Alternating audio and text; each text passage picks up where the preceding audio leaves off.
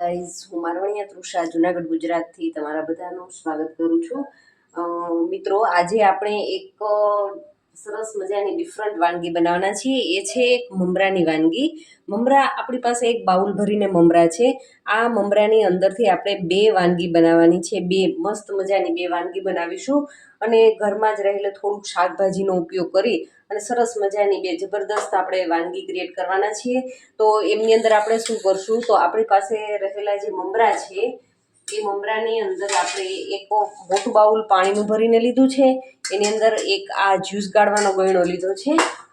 તો આપણે એની અંદર થોડાક મમરા લેશું, લગભગ એક મીડિયમ સાઇઝનું બાઉલ જેટલા મમરા લેશું અને એ મમરાને આપણે લઈ અને શું કરવાનું છે, તો આ પાણીની અંદર પલાળવાના છે.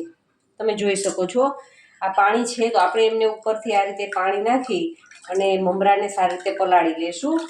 મમરા લગભગ થોડા થોડા પોચા થઈ જાય એટલે આપણે પલાળવાના છે. તો લગભગ આપણા મમરા છે એ સરસ થઈ ગયા છે. તો હવે આપણે શું કરીશું, તો ગેસની ફ્લેમ ચાલુ કરી અને એક કડાઈની અંદર આપણે 1 ટેબલ સ્પૂન જેટલું ઓઇલ લેશું અને એ ઓઇલને આપણે સારી રીતે ગરમ થવા દેવાનું છે. તો હવે આપણે આપણું ઓઇલ લગભગ 2 મિનિટની અંદર ગરમ થાય ત્યારબાદ આપણે એમનો વઘાર કરવાનો છે. તો આપણે એમને તેલને ગરમ થવા દઈએ સારી રીતે. હવે જુઓ, આપણું તેલ છે એ સરસ ગરમ થઈ ગયું છે.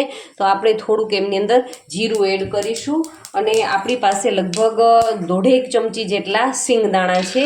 તો આપણે એને એની અંદર નાખી અને આપણે એમને હળવે હળવે ચલાવતું રહેવાનું છે અને સરસ એને ફ્રાય થવા દેવાના છે.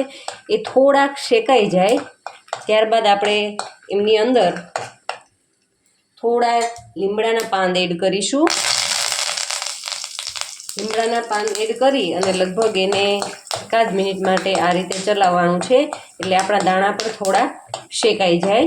અને હવે એમની અંદર આપણે થોડીક હિંગ એડ કરવાની છે. હિંગ નાખી ત્યારબાદ આપણે એમની અંદર લાંબુ કટિંગ કરેલી 1 ચમચી જેટલી ડુંગળી છે એ એડ કરીશું. હવે લગભગ અડધો નંગ જેટલું મેં ટમેટું લીધું છે એ ટમેટું એની અંદર એડ કરી દઈએ ને આને સારી રીતે મિક્સ કરી લઈએ અને એકદમ સ્લો ફ્લેમ ઉપર આપણે એમને થવા દઈશું. હવે આપણી પાસે એક નાની સાઇઝનું મરચાંનું ઝીણું ઝીણું કટિંગ છે એ એડ કરીશું. એક ટુકડો આદુનો જે આ રીતે ઝીણો ઝીણો કટિંગ કરી લીધો છે એ લઈ લેશું અને આને સારી રીતે હલાવી લેશું.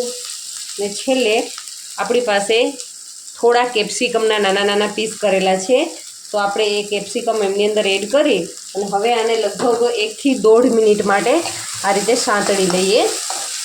ત્યારબાદ આપણે એમની અંદર મસાલા કરીશું. છે ને આપણી વાનગી એકદમ ઇઝી પ્લસ ખાવામાં તો ખૂબ જ ટેસ્ટી બનશે. તો હવે આની અંદર આપણે મસાલા કરીએ. તો એમના અંદર સ્વાદ અનુસાર નિમક એડ કરીશું, થોડો એવો હળદર પાવડર એડ કરીએ, લાલ મરચું પાવડર ને ધાણા જીરું પાવડર એડ કરી દઈએ અને હવે આમને સારી રીતે હલાવી લઈએ અને લગભગ મેં તમને કીધું એ પ્રમાણે 1.5 મિનિટ માટે આને આ રીતે સાંતળી લઈએ. હવે જુઓ, આની અંદર થોડુંક પાણી આપણે 1 ચમચી જેટલું પાણી એડ કરી દઈએ અને એમને સારી રીતે હલાવી અને એમને કૂક થવા દેશું. મિત્રો, જો મેં આ વાનગીનું કોઈ નામ નથી આપ્યું, તમે આમનું શું નામ આપશો એ મને જરૂરથી કમેન્ટ કરજો. તમને જે કાંઈ આઈડિયા આવે એ મને આઈડિયા મારી સાથે શેર જરૂરથી કરજો. અને હવે આને 1 મિનિટ માટે સારી રીતે કૂક થવા દઈએ. 1 થી 1.5 મિનિટના સમય બાદ તમે જોઈ શકો છો આપણું વેજીટેબલ છે એકદમ સરસ સતળાઈ ગયું છે. તો આપણે જે મમરા લીધા હતા, જેને પલાળ્યા હતા, એ મમરા આની અંદર આપણે એડ કરીશું અને એમને આપણે સારી રીતે મિક્સ કરી લઈએ. ખરેખર મિત્રો, કાંઈ જ ના હોય ઘરની અંદર આપણે જોઈએ, ફ્રીજ ખોલીએ, ઘરની અંદર જોઈએ ડબ્બામાં નાસ્તો પતી ગયો છે, હવે ઘરની અંદર માત્ર મમરા જોવા મળે અને ફ્રીજની અંદર આવી 1-2 વસ્તુઓ જોવા મળે, તો ખરેખર એમની અંદરથી પણ આપણે કંઈક નવું ક્રિએટ કરી શકીએ છીએ. તો હવે આપણે એમની અંદર ગરમ મસાલો એડ કરી દઈએ અને એમને સારી રીતે હલાવી અને મિક્સ કરી લઈએ. છે ને એકદમ ઇઝી, ઝટપટ બની જતો આપણો નાસ્તો. હવે આપણે ગેસની ફ્લેમ બંધ કરી દઈએ કારણ કે આપણી વાનગી છે એ રેડી થઈ ગઈ છે. તો હવે એને સર્વ કરવા માટે થઈ ને એક સર્વિંગ પ્લેટ લીધી છે. એમની અંદર આપણે આપણો જે મમરાનો નાસ્તો રેડી કર્યો હતો એ સર્વિંગ પ્લેટની અંદર આપણે લઈ લેશું.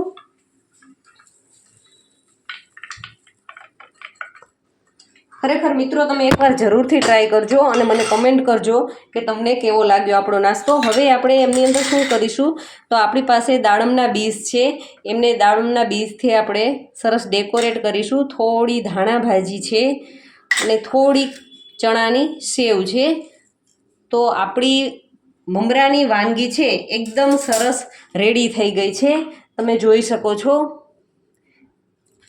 ખૂબ જ સરસ ટેસ્ટી ને ગરમા ગરમ જો આવું કંઈક ચટપટું મળી જાય તો ખરેખર આપણે બીજું કંઈ ખાવાની ઈચ્છા નહીં થાય. હવે જુઓ, આપણે એક બીજી વાનગી મેં તમને વાત કરી હતી એ પ્રમાણે આપણે મમરામાંથી બનાવીશું. તો આ બનાવી પણ એકદમ ઇઝી છે. તો હવે એક મેં મિક્સિંગ બાઉલ લીધું છે. એ બાઉલની અંદર મેં 1 ટેબલ સ્પૂન જેટલું શીંગ તેલ લીધું છે. ખરેખર આ વાનગીની અંદર શીંગ તેલનો ટેસ્ટ છે એકદમ બેસ્ટ આવશે. તો એ શીંગ તેલ લઈ અને એમની અંદર આપણે સ્વાદ અનુસાર નિમક એડ કરવાનું છે. હવે મસાલાની અંદર સિમ્પલ એકદમ મસાલા છે. ધાણા જીરું પાવડર લીધું છે, થોડી ચટણી લીધી છે. હવે એમની અંદર મેં એક નાની સાઈઝનું ટમેટું અને એક નાની સાઈઝની ડુંગળી લીધી છે, જેના નાના નાના પીસ લીધા છે એ એમની અંદર એડ કરીશું. અને છેલ્લે ધાણા ભાજી ભરપૂર, થોડો ગરમ મસાલો ને હવે આને બધાને આપણે સારી રીતે આ રીતે મિક્સ કરી લેવાનું છે. આ તો કદાચ તમારા બાળકો ધારશે ને તો બાળકો પણ જાતે એમને બનાવી શકશે. હવે જુઓ, આપણી પાસે મેં તમને કીધું હતું પ્રમાણે એક બાઉલ જે આપણે મમરા લીધા હતા એમાંથી જે મમરા વધ્યા છે એ મમરા આપણે આમની અંદર એડ કરી દઈએ અને આમને સારી રીતે મિક્સ કરી દઈએ.